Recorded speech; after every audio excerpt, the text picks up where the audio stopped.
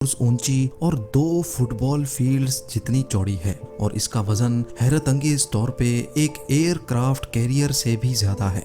इस oil platform को एपोमेटिक्स कहा जाता है, जो फिल वक्त नॉर्थ अमेरिका में लुइसियाना के साहिल से 130 किलोमीटर दूर गल्फ ऑफ मेक्सिको में मौजूद है। लेकिन इसकी मंजिल का आगाज आज से चंद साल पहले हजारों मील दूर साउथ कोरिया से हुआ था, जहां हजारों वर्कर्स और इंजीनियर्स इस ऑयल प्लेटफॉर्म को बनाने में मसरूफ थे। पूरे 7 सालों की मेहनत के बाद जब एपोमेटिक्स को तैयार कर लिया गया था, तो इंजीनियर्स को एक ऐसा चैलेंज फेस करना पड़ा जो वो अपने कैरियर में पहली बार कर रहे थे। मसला ये था कि इस द्यो कामत स्ट्रक्चर को साउथ कोरिया से गल्फ ऑफ मेक्सिको के लिए रवाना करना था और इसके लिए दुनिया का सबसे बड़ा मेरीन ट्रांसपोर्ट वेसल मंगाया गया।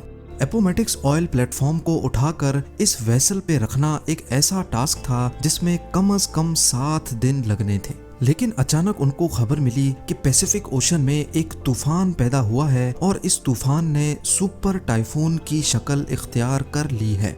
इस लेवल का टाइफून 20 सालों में एक मर्तबा पैदा होता है।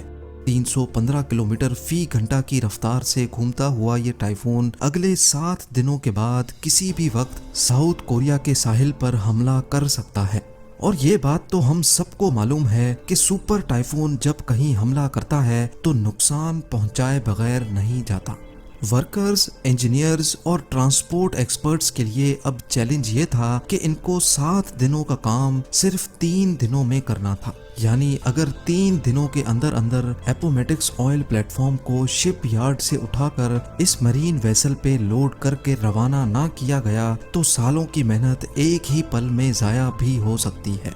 ये एक ऐसा मसला था जिसने नीचे से लेकर ऊपर तक सारी मैनेजमेंट को हिला कर रख दिया था। नाज़रीन, ये oil platform Shell oil company का सबसे बड़ा प्रोजेक्ट था और यही वजह थी कि उनके पास एक छोटी सी भी गलती की जगह नहीं थी। सुपर टाइफून को अवॉइड करने के लिए और एपोमेटिक्स को वक्त से पहले रवाना करने के लिए बचा कुचा काम पूरा करना बहुत जरूरी था, जिसके लिए वर्कर्स की एक एक्स्ट्रा आर्मी बुलवाई गई। वर्कर्स ने दिन रात एक कर दिया और जल्द अज जल्द एपोमेटिक्स को ट्रांसपोर्ट के लिए तैयार करना शुरू कर दिया। दूसरी तरफ मैनेजमेंट मीटियोरोलॉजिकल एडमिनिस्ट्रेशन से मिलकर सुपर टाइफून की मूवमेंट पर नजर रखे हुए थी।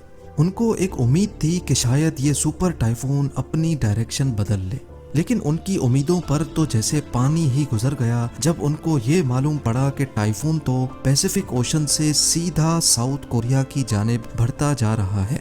वर्कर्स की आर्मी ने जी जान लगाकर सिर्फ 3 दिनों के अंदर अंदर एपोमेटिक्स का सारा काम कंप्लीट कर लिया और अब बारी थी इस द्यो कामत स्ट्रक्चर को उठाकर फ्लोटिंग डॉक पर रखने की। इस पूरे स्ट्रक्चर का वजन हैरत अंगेज तौर पे 41,000 टन्स बताया जा रहा था। इतना ज्यादा स्टील तो बुर्ज खलीफा की कंस्ट्रक्शन में भी इस्तेमाल नहीं हुआ था जितना इस ऑयल प्लेटफॉर्म पे लगाया गया था। बड़े बड़े हाइड्रोलिक जैक्स की मदद से एक एक इंच करके इसको धकेला गया और फ्लोटिंग ड्राई डॉक पर रख दिया गया। टग बोट्स की मदद से फ्लोटिंग डॉक को खींचकर शिप यार्ड से दूर ले जाया गया, जहां से इसको इस मेरीन वेसल में लोड किया जाना था। ये दुनिया की सबसे बड़ी मरीन ट्रांसपोर्ट वेसल है जो 98,000 टन्स का वजन आसानी से कैरी कर सकती है और इसी पर एपोमेटिक्स को दुनिया के दूसरे कोने गल्फ ऑफ मेक्सिको तक जाना था।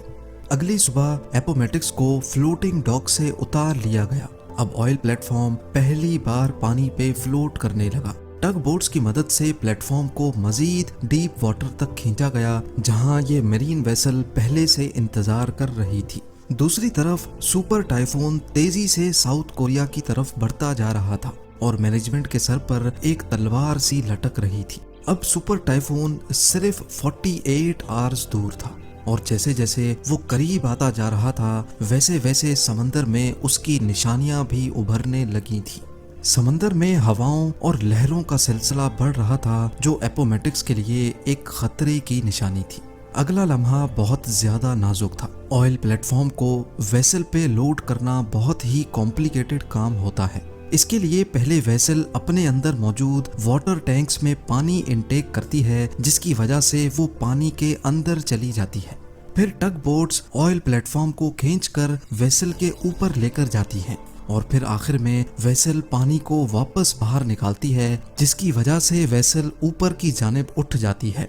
लेकिन ये काम इतना आसान भी नहीं होता है जितना आपने इस एनिमेशन में देखा।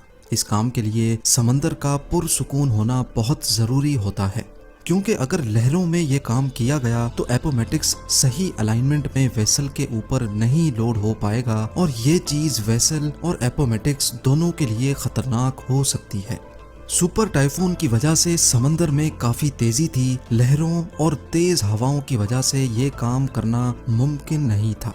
दूसरी जानिब वक्त बड़ी तेजी से गुजरता जा रहा था और सारी टीम का स्ट्रेस लेवल काफी ज्यादा हो चुका था। खुशकिस्मती से मीटियोरोलॉजिकल डिपार्टमेंट की जानिब से टीम को अगली सुबह सिर्फ 2 घंटे का वक्त दिया गया, जिसमें चांसेस थे कि समंदर पुरसुकून रहेगा। इन 2 घंटों में अगर ये काम ना किया गया तो फिर इसके बाद और कोई चांस नहीं मिल पाएगा। सुपर टाइफून अब सिर्फ 36 घंटे दूर था। सुबह सवेरे जैसे बताया गया था, समंदर पूरी तरह से पुरसुकून था। पहली फुर्सत में ऑयल प्लेटफॉर्म को वेसल के ऊपर खींचकर लाया गया और वेसल ने उसको पानी से निकालकर अपने ऊपर लोड कर लिया। सुपर टाइफून से कई घंटे पहले एपोमेटिक्स आखिरकार साउथ कोरिया को अलविदा करने में कामयाब हो चुका था। शेल ने अपने ऑयल प्लेटफॉर्म को सुपर टाइफून से बचाकर पहला चैलेंज तो कंप्लीट कर लिया था, लेकिन इसका मतलब ये नहीं कि अब आगे और कोई चैलेंज नहीं आने वाला। कई महीनों के सफर के बाद साउथ टेक्सास में ऑयल प्लेटफॉर्म को दोबारा अनलोड किया गया, क्योंकि 4 मॉड्यूल्स ऐसे थे जिनको यहाँ पर मैन्युफैक्चर किया जा रहा था। मॉड्यूल्स को एक एक करके प्लेटफॉर्म पे फिट किया गया और एक बार फिर से इसको 130 किलोमीटर दूर अपनी मंजिल के लिए रवाना किया गया, जहां इसको अगले 40 सालों तक रहना था।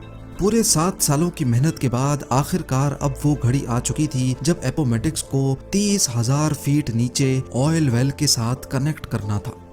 जिस जगह एपोमेटिक्स पानी में फ्लोट कर रहा है, यहाँ समंदर का बॉटम 7,400 फीट डीप है। ये इतनी ज्यादा गहराई है कि इसमें लगभग 3 बुर्ज खलीफा फिट आ सकते हैं। लेकिन जिस ऑयल वेल से एपोमेटिक्स को कनेक्ट करना था वो हैरान कुन तौर पे इस गहराई से भी मजीद 22,600 फीट नीचे थी। समंदर की इतनी गहराई में पानी का प्रेशर बहुत ज्यादा होता है, जहां पर किसी इंसान का जाना और फिर वहां कोई मिशन अंजाम देना इम्पॉसिबल होता है। लिहाजा समंदर के बॉटम पे ऑयल वेल की ओपनिंग के साथ एपोमेटिक्स को कनेक्ट करने के लिए रिमोटली अंडर वाटर व्हीकल को इस्तेमाल करने का फैसला किया गया। इंस्टॉलेशन क्रू जो कि एक अलग प्लेटफॉर्म से अंडर वाटर पाइपलाइंस को इंस्टॉल कर रहा था, उन्होंने ROV को क्रेन की मदद से समंदर के अंदर भेजा। ये एक बहुत ही कॉम्प्लिकेटेड काम होता है जिसमें पाइपलाइन को ठीक ऑयल वेल की ओपनिंग के ऊपर जाकर लैंड कराना होता है। 7,400 फीट नीचे ये काम इतनी एक्यूरेसी से अंजाम देने का कंट्रोल ऊपर बैठे ROV ऑपरेटर के हाथ में होता है, जो किसी वीडियो गेम की तरह ये मिशन परफॉर्म कर रहा होता है। खुशकिस्मती से ये काम पहली बारी में ही कर लिया गया। अब बारी थी पाइप को इंस्टॉलेशन प्लेटफॉर्म से एपोमेटिक्स तक ट्रांसफर करने की। इस प्रोसेस को राइजर ट्रांसफर कहा जाता है, जिसमें 4 अलग अलग वेसल्स एक साथ काम करती हैं। पहले एपोमेटिक्स में से एक चेन निकाली गई, फिर ROV ने ये चेन लेकर दूसरी शिप तक पहुंचाई। इस शिप से ये चेन दूसरे प्लेटफॉर्म ने खींच ली और फिर आखिर में एपोमेटिक्स से इस चेन को खींचकर पाइप को अपनी तरफ कर लिया गया। इसके बाद शुरू किया गया ड्रिलिंग का काम। सी बेड से भी हजारों फीट नीचे, लगभग 22,600 फीट नीचे पाइप को ऑयल वेल तक ड्रिल करना था। कई महीनों की ड्रिलिंग के बाद आखिरकार पाइप ऑयल वेल तक पहुंच चुका था। अब बारी थी ऑयल को पंप करने की। इस लम्हे को देखने के लिए पूरी टीम जमा हो चुकी और एक बटन की मदद से ऑयल पंप को ऑन किया गया। 30,000 फीट नीचे से जब पहली बार ऑयल पंप हुआ तो सबके चेहरों पर खुशी देखने जैसी थी। वर्कर्स, इंजीनियर्स और मैनेजमेंट की 7 सालों की मेहनत रंग ले आई थी। ऑयल का फ्लो और उसकी क्वालिटी बिल्कुल परफेक्ट थी। आज एपोमेटिक्स हर रोज 1,75,000 बैरल्स ऑयल प्रोड्यूस करता है, जिससे इतना फ्यूल बनाया जाता है जो 40 लाख गाड़ियां एक दिन में इस्तेमाल करती